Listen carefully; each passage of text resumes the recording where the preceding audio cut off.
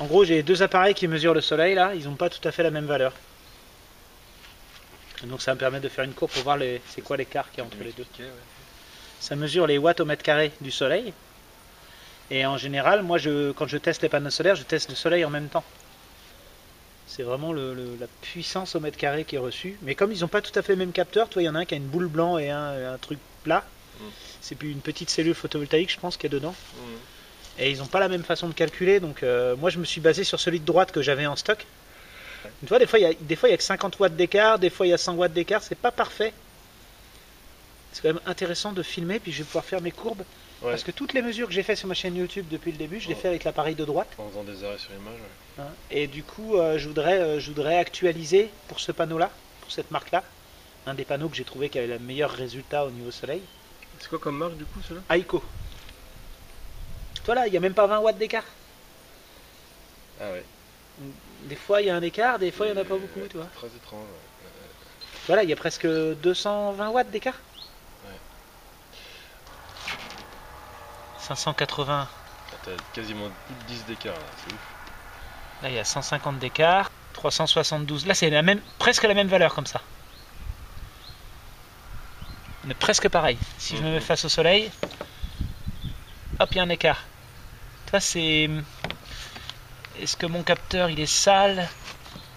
Moi c'est un capteur blanc. L'autre c'est un capteur net.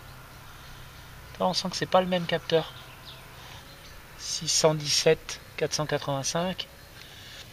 Ouais, 420 et 500, là il y a 120 d'écart. Et là on n'a pas un soleil net, on a des nuages, tu vois. Donc il faut que je fasse tout un tas de mesures comme ça pour comparer, pour voir quel appareil est le plus fiable. Est-ce qu'il faut que je les garde tous les deux? Tu vois?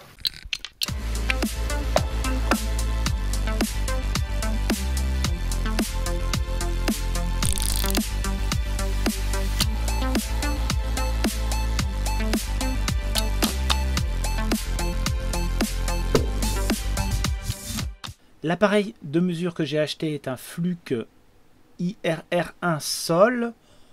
Je l'ai acheté à un peu plus de 400 €. Il est fait pour mesurer de 0 à 1400 watts par mètre carré avec une résolution sur l'écran de 1 watt par mètre carré.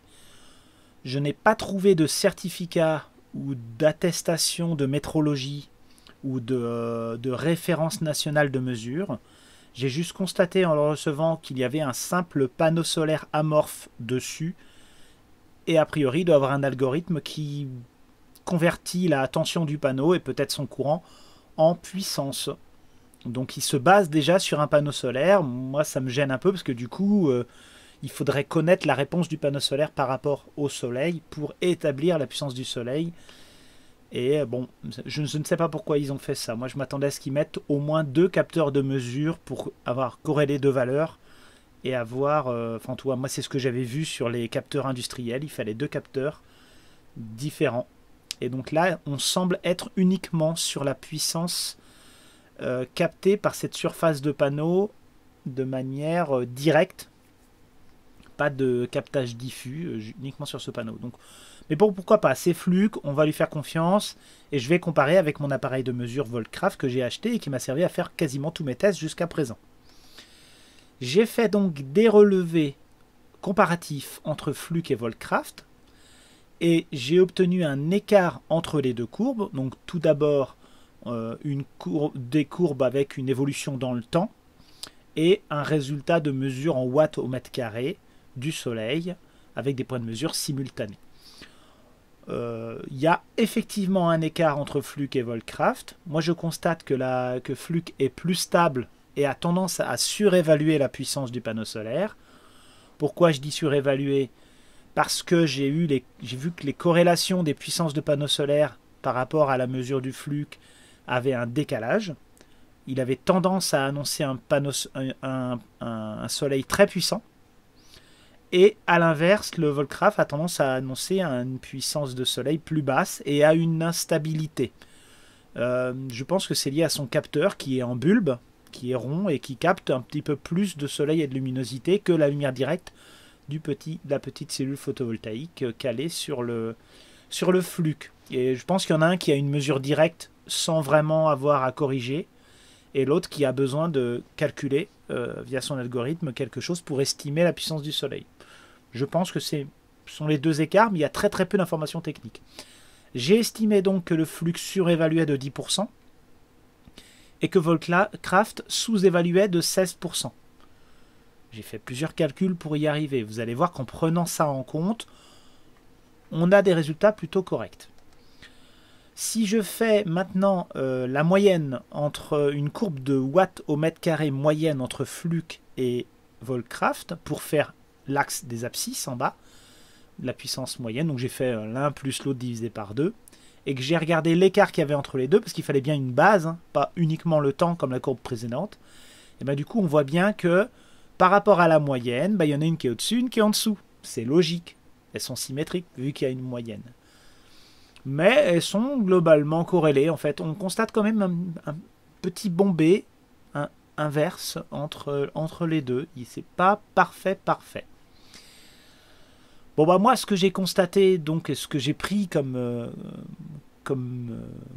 conclusion à tout ça, bon déjà je précise ici que c'est des mesures que j'ai fait entre le 24 et le 27 février 2025, entre Angers et Rennes en France, c'est pas l'endroit le plus ensoleillé du monde. Je l'ai aussi fait à une inclinaison de 45 degrés, le soleil n'étant pas tout à fait à 45 degrés à ce moment-là. Et je n'étais pas réellement face au soleil. Je ne suis pas plein sud. Je suis plutôt orienté est, légèrement de 10 degrés. Donc ce n'est pas une mesure face au soleil, c'est une mesure par rapport à mon panneau solaire. J'ai obtenu, parce que le but ici, c'est de tester le panneau solaire Aiko. Et donc je me suis mis parallèle à juste à côté de mon panneau solaire, de manière parallèle. Et j'ai mesuré ici, et ça m'a paru tout à fait suffisant. Donc ce que j'ai vu, c'est que l'écart est bien proportionnel, donc les comparatifs de panneaux solaires sont valides. On a un écart entre les deux appareils de mesure, mais c'est pas non plus hyper incohérent. Il y a vraiment quelque chose qui est proportionnel à x plus b, si vous voulez.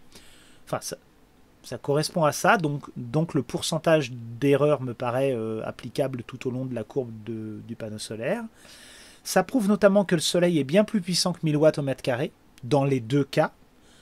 Parce que d'abord, Fluke considère déjà qu'on est au-dessus des 1000 watts au mètre carré dès qu'on a à peu près 800 watts d'affichés sur le Volcraft. Et mon Volcraft, j'ai déjà eu des mesures à 1200 watts au mètre carré, sachant que le Fluke est capable de mesurer jusqu'à 1004. Donc là, le sujet de le soleil fait moins de 1000 watts au mètre carré, c'est mort. Hein. On est sûr et certain, je l'ai déjà prouvé dans plein de vidéos, que le soleil fait bien plus que 1000 watts au mètre carré. C'est pas parce que le panneau solaire affiche 1000 watts au mètre carré pour une atmosphère de 1,5 dans des conditions données que le soleil fait ça en vrai. En février, en France, dans le Grand Ouest, on les dépasse, de toute façon. Même en février. Alors, on remarque la difficulté à trouver un appareil de mesure correct, calibré, même à 400 €. Oui. Alors moi, on m'a envoyé des références d'appareils professionnels, mais ce sont des capteurs qu'il faut ensuite relier à un ordinateur spécial de relevé météorologique. Et le capteur est un peu chasse-gardée, c'est en mode pour l'acheter, il faut un compte spécial, tout ça. Enfin, c'était un peu compliqué d'avoir ce capteur, et ce capteur était de toute façon aussi une cellule photovoltaïque, calibrée comme bon leur semble, visiblement, je ne sais pas. J'ai pas assez d'informations là-dessus. Donc je me base sur ces deux appareils de mesure que j'ai, parce que la métrologie c'est quand même la base. Si on ne peut pas avoir un calibrage national, c'est compliqué. Je vais me baser sur ces deux appareils, je vais faire une moyenne, donc j'ai fait un calibre de moyenne, et les courbes des panneaux solaires qui vont arriver là tout de suite vont être en fonction de cette moyenne. Donc je pense qu'on devrait être pas mal. Maintenant, le panneau solaire Aiko que j'ai mesuré le 28 février. Les courbes sont accessibles en ligne sur le VRM. On a donc, alors on a eu du nuage. C'est pas une journée la plus ensoleillée du monde. Hein, c'était pas une journée complète.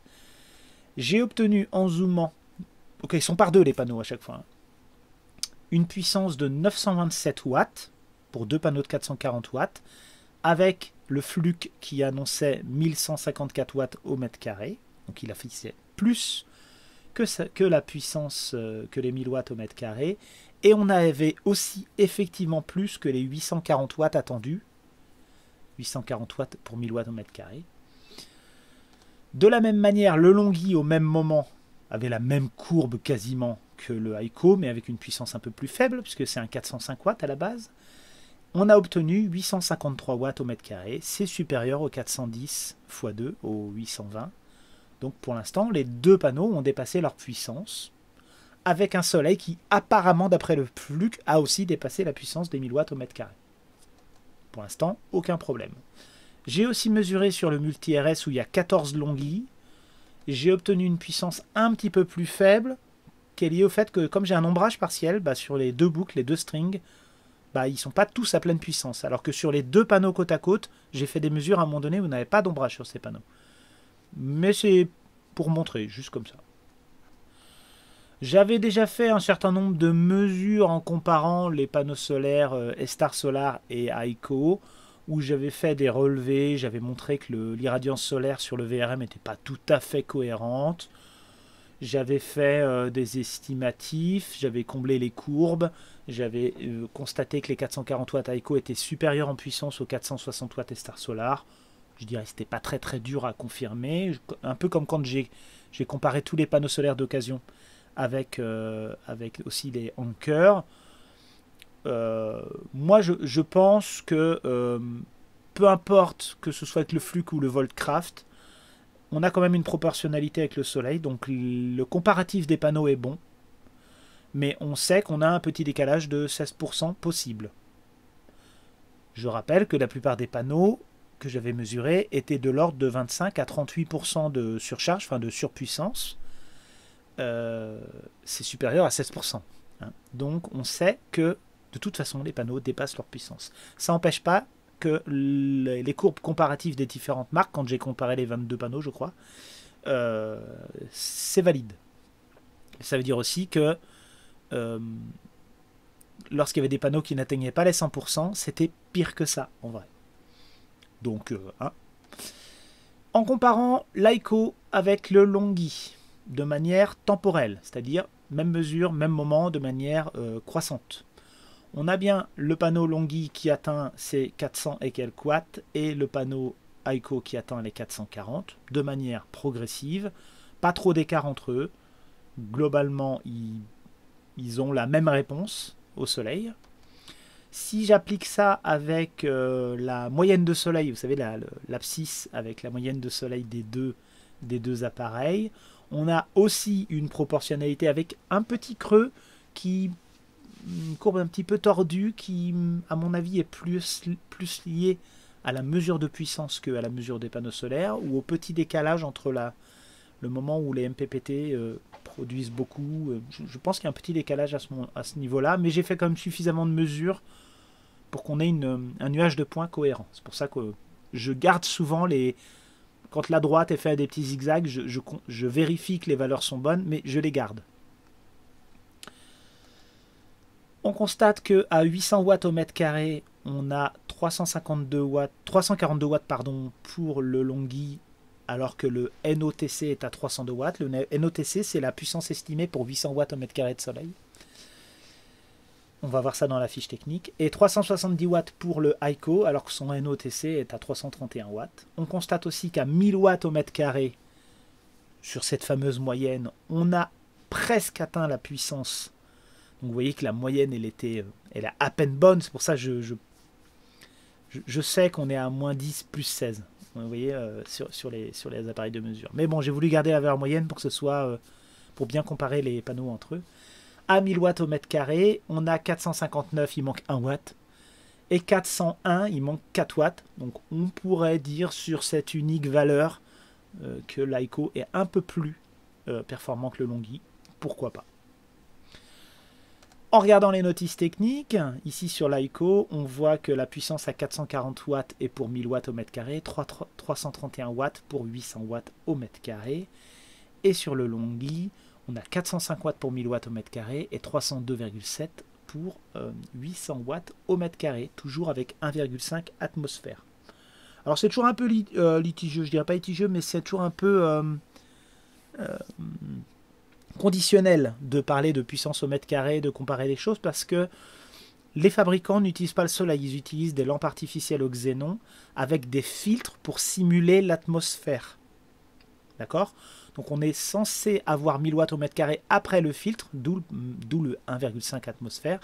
Donc c'est un protocole qui est censé être uniforme, j'espère qu'il est bien contrôlé entre les fabricants, qui permet de simuler ce soleil. Donc évidemment que moi je ne veux pas avoir la même chose, évidemment que je ne veux pas avoir le même spectre, que je ne veux pas avoir le même type de luminosité à un instant T que ce qu'ils ont fait en usine. Mais c'est intéressant de comparer quand même. Si je compare les deux panneaux en me référant au watt par mètre carré du Voltcraft, bah voici ce qu'on obtient. On a ces courbes-là. Et en me référant au Fluke, toc, on a un petit décalage. Regardez l'abscisse en bas. On a dépassé les 1100 watts au mètre carré.